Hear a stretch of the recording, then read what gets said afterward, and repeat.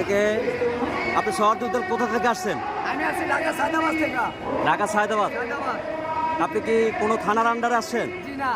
একা? কর্মজীবী, আমি খাবার একা আসছেন? খাই। আপনি কি জামায়াত ইসলামের কোনো নেতা? না, আমি কর্মী? নেতা না। কর্মী।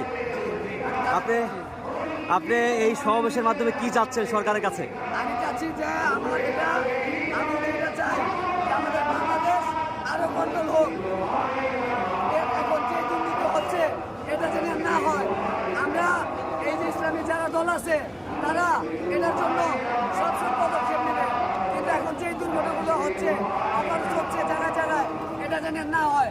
এটা সরকার মাথায় ঢুকিয়ে নিতে হবে। আপনি কি মনে করেন বাংলাদেশটাকে এখন কন্ট্রোল নেই? না, এখন বাংলাদেশ control না। অনেক কিছু হচ্ছে, এটা বাংলাদেশ দেখতে পাবে।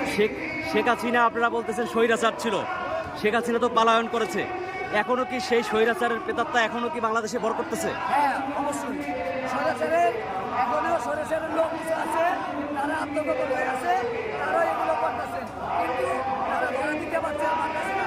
যদি প্রশাসন হতো সবাই হেমলেট করে থাকতো, প্রশাসন কমিশন একদম হেমলেট করে পড়া থাকে, বাং- সবাই অত্যাচার করে। বাংলাদেশ জামায়াত ইসলামী ক্ষমতা আসলে কি এগুলো বন্ধ হবে?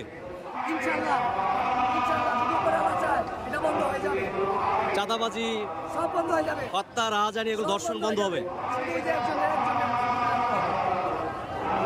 দীর্ঘ 54 বছর পরে এদেশে আপনারা পরিবর্তন চাচ্ছেন, কিন্তু সেই পরিবর্তন যদি জনগণ আপনাদের করে দেয়, সেই পরিবর্তনের ধারাবাহিকতায় আপনারা এই দেশটাকে একটা সুন্দর রাষ্ট্র গঠন করবেন, এটাই আপনাদের সকলের প্রত্যাশা। আমি একলা করবো না, আমাদের যত ডিস্ট্রিক্টের লোক আছে সবাই এটার জন্য প্রোগ্রাম করবে।